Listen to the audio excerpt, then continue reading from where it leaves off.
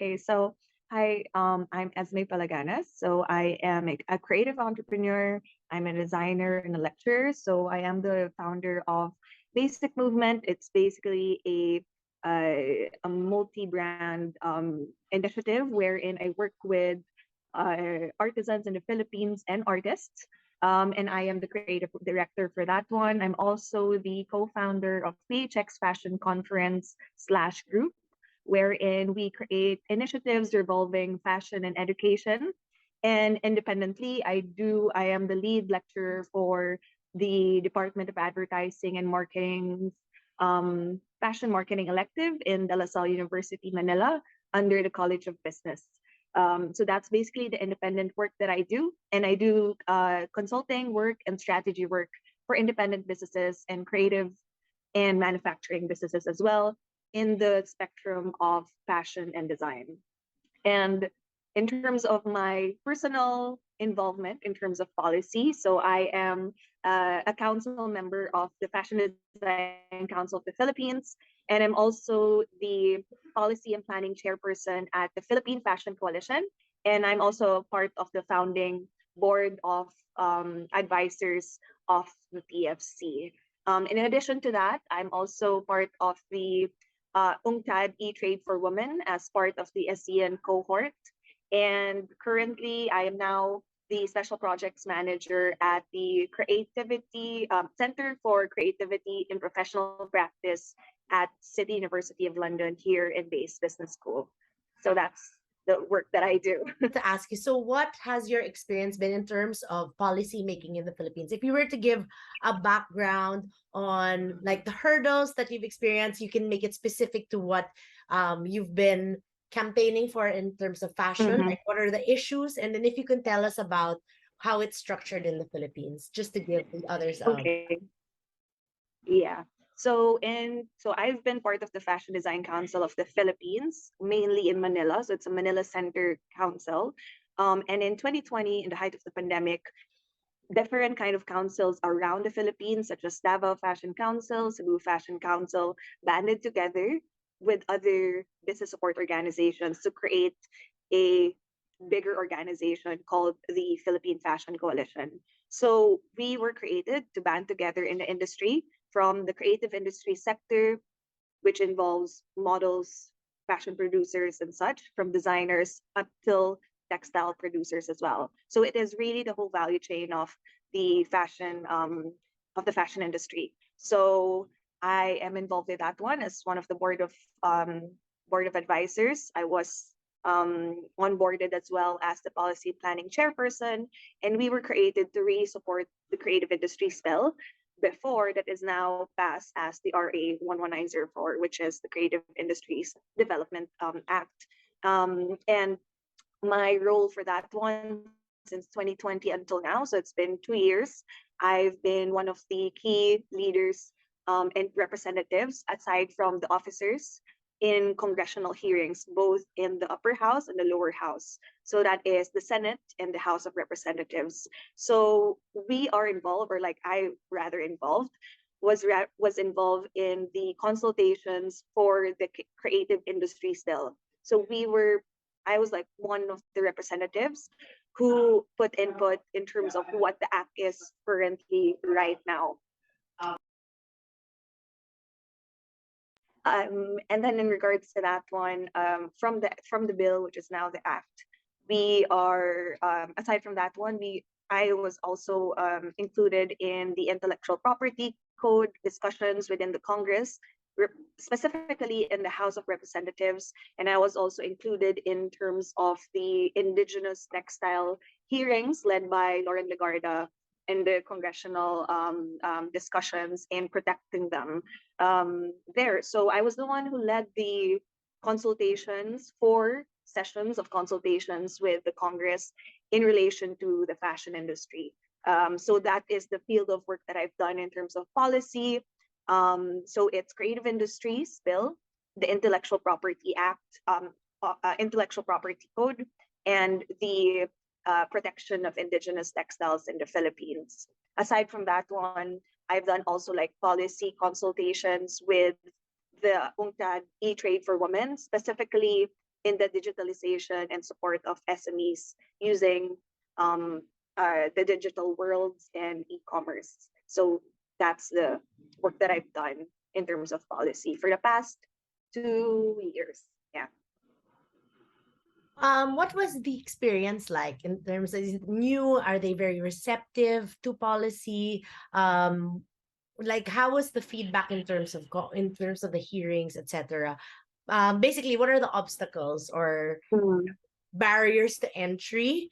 And yeah. how was the reception towards the creative industries? Yeah. I think one of the main important things that the Congress was able to set up really was the private sector has the chance to present what we know. So the Congress was very transparent that they don't know everything.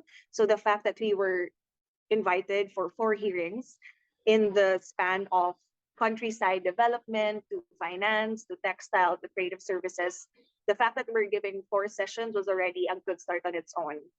I think one of the hurdles there is really bringing in the private sector together so that we have a cohesive report. So much of the research that we've done that outside of the hearings. So that was like the long preparation that we need to do. And I think that was the struggle we had to fix internally first. But in terms of working with the Congress, they were very receptive. I think the barrier there is more on the Senate. So the Congress was very thorough in terms of having 4 hearings because they know the value chain of the fashion industry. It's very interconnected and it's complicated and layered. Meanwhile, the Senate hearing was just once or twice.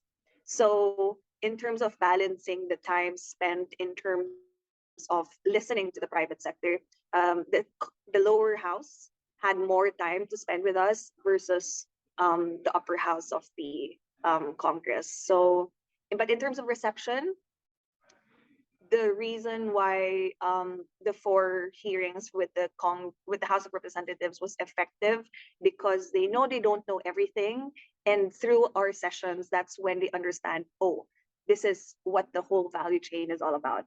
So yeah, I think internally it was coordinating with industry leaders within the fashion industry on a national level. Meanwhile, on the hearings with the bills and the acts, it's more of the time spent in understanding what the value chain is of the fashion industry is in the Philippines. Yeah. Let's backtrack a little bit. So you mentioned the involvement of the private sector, right? And you banded together Philippine Fashion Coalition. Is that commonplace? So I'm just contextualizing the experience. Is it a common practice? Like how were you involved in policy making? Did you rally to be included? How did that representation come about? And do you think it accurately represents the whole of like the fashion industry? I think for a 2-year-old organization, we're still going for that. And we are a volunteer based organization. We're still finding ways of funding. We do have certain committees, but of course, I think we might need a bit of help in terms of internally organizing as an effective business support organization. So, we are under what do you call this? We are understaffed. We do have staff, paid staff, but I do think we do need more funding in terms of research that can accurately adapt with what the Congress needs in terms of policy research. So it all independent work, but the fact in terms of calculating the real industry numbers and pulse, we try to be as accurate as possible working with the educational sector.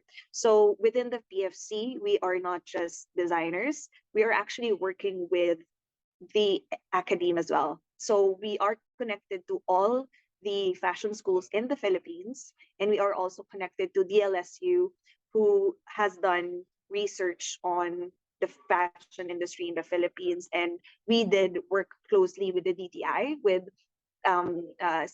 PITA, in terms of the numbers that they have. And on our end, what we're trying to do is balance out what they have and what we have also done on the private sector research. So we try to be as aligned as possible, but also looking at, say, the numbers that the example DTI has numbers for footwear, but on our representatives in the footwear sector, they know that there are undocumented numbers of footwear producers. So we try to give as much as possible what we have on research and what um, research there is available in the departments, such as trade and industry and PSA. So what we try to do to really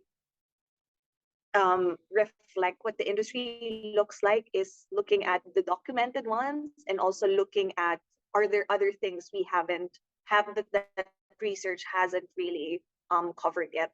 So we try to balance that as much as possible, that we represent as close as we try to as close as possible represent the actual numbers and the situation on the ground, because we do communicate with different councils and we try to combine that together in one report.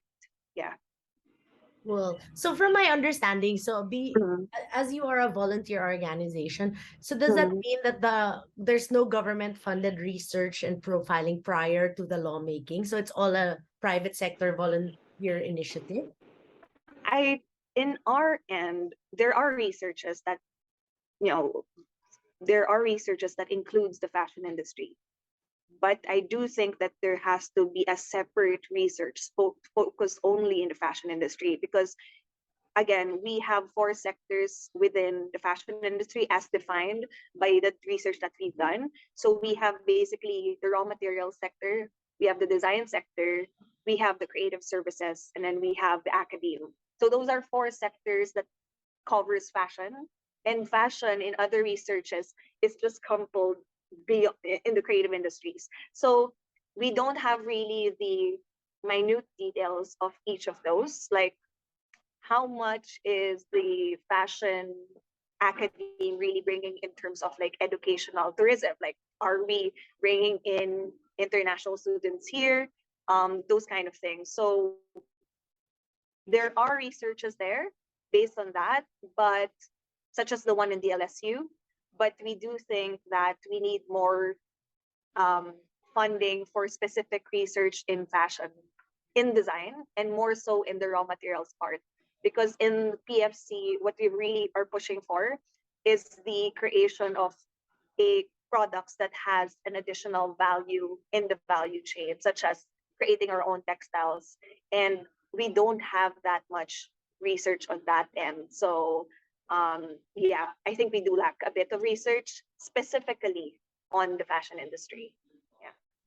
Yeah. So going back to like policy, Mhm. so you mentioned the Creative Industries Bill and then the indigenous what was it again? It's the indigenous textiles. And There was an inquiry because back in 2019, 2020, there was a spread amount of news coming from the Cordilleras of Chinese produced textiles that emulates indigenous textiles, and they are being passed on as a indigenous, Cordillera weave. yeah. And that is, in terms of trade, that is, bad trade practices, and they're presenting themselves which they are not a Cordillera weave. So that was the inquiry. There is no bill that really does specifically cover textile protection in terms of indigenous textiles. So that's the thing there. Okay. So my question is, in terms of the involvement of the sector, right, of PFC, for example, or Mhm. a private, if the private sector wanted to get involved in policy making, in so far in your experience, has it been they reach out to you first, or or at this moment, are we able to present issues that we deem relevant in terms of policy, and how do you go about that? Okay, so maybe I think it might be two things. So the first one, the ways PFC is involved is that government agencies, or say legislative, they contact us saying, hey, we have a consultation for the specific law, say indigenous intellectual property or creative industries. we are called upon that. And then what we do internally within PFC is that we do a call out within our members. Hey, are you interested to be part of this? We actually do contact several people that we know that has the insight. Say someone knows intellectual property. We have a contact of a lawyer that works in intellectual property in fashion and try to bring them in. So basically PFC acts as like a recruitment like point wherein people who have the know-how, we bring them in this discussion. So that's one thing. That's through government reaching out to us. The second one is there are some members, say specifically in the shoemaking industry, they bring up an issue, and then internally in PFC, we try to create a group that focuses on that. But then again, like what I mentioned earlier, we are understaffed, wherein we need someone from membership to facilitate bringing in more members. That's, I think, an Achilles heel, wherein we can onboard more members, but just because it is a volunteer group and we are not really funded by a big, company or like something like that, we tend to get a bit slow on that end. So in terms of being involved in policy, with your question, from what I understand, we are contacted by government or people in the industry brings up an issue with PFC, and then we create something from it and try to connect with government and see what we can do in the middle of that. So those are the two things we get involved in policy discussions. Yeah. In Mm. terms of your work so far, what do you think are the points which have not yet been targeted? What are the points that have been dealt with currently in terms of policy, and there are points that you wish would be targeted in Yeah. terms of the fashion industry? So, what has been achieved or in the works, and then what are the goals and like other your wish list basically?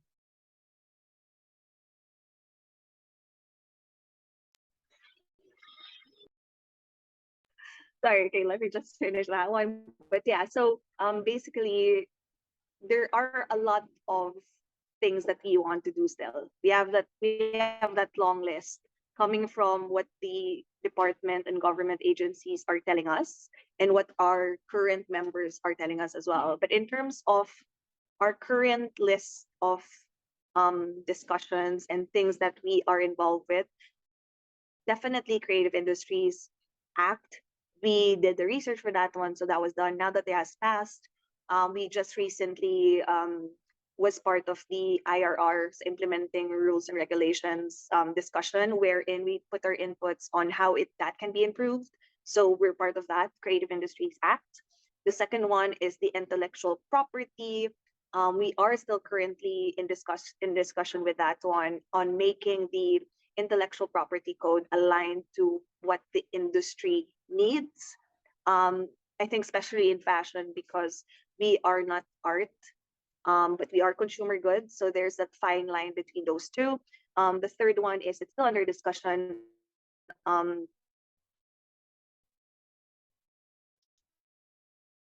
We're looking at the, I forgot the Republic Act, but it's the Philippine Tropical Fabric Law, wherein um, departments all over the Philippines is mandated to use X% of locally produced materials in their uniforms. And we are inquiring regarding, is that being passed? Because that will help the textile industry within the Philippines. So we've been part of those discussions for the Philippine Tropical Fabric Law. And the fourth one is that indigenous protection, which is clumped together with the Indigenous Peoples Protection Act, which is, that includes also textile. So those are the four things that we're part of. Um, I think it's nice also to mention that we are actually working the committee itself. We are working together with womeninpolicy.org. So they help us in terms of our workshop in creating white paper, in creating a way wherein we can effectively have a mechanism to review these policies. But in terms of the things that we haven't done yet, again, we are still pending and still trying to catch up and trying to collect, trying to bug the departments really in relation to the tropical fabric law regarding the uniforms. we still haven't gotten any like specific action points from that end. So that's one thing that we're doing. Protection also of our shoemaking industry. We are still in the we're still in the research. We're still finding funding in terms of accurately getting the numbers within the industry. Not like effectively numbers of leather makers, textile producers. We don't have that specific number. So I think that's something in on our wish list, because it's so hard to be part of policy discussions if we don't have the right data. And that is our priority, really, like finding the right data for the fashion industry. And with that, we can easily move around it. So I'm not sure if we want to do that independently or wait for the creation of the Council of the Creative Industries Act so that they can do their PSA work. But for us, we've been in discussions as a committee and as a organization that we really need those data as a starting point, or at least a reference for future projects. Yeah. Figures, it can be just three things just on our end. So definitely, no, number one is data.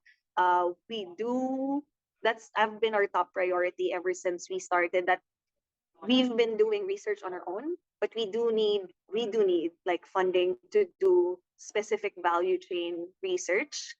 How much it involves, what's the impact on that within the design industry? Because again, we are coupled together in the design sector within the act that itself. So number one, research and data is something that we need.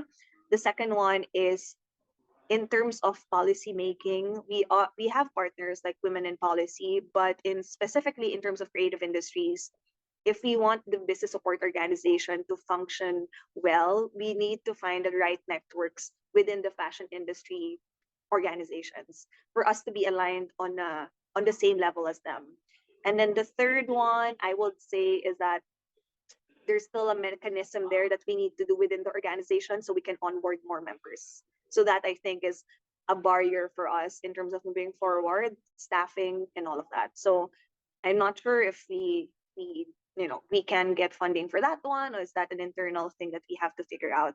But those are the three things: um, research, if like staffing for our organization, and the second one I completely forgot, but the second one is the one I mentioned earlier. But those are the three things that they're being part of networks, like relevant policy networks in relation to creative policy. So those are the three things.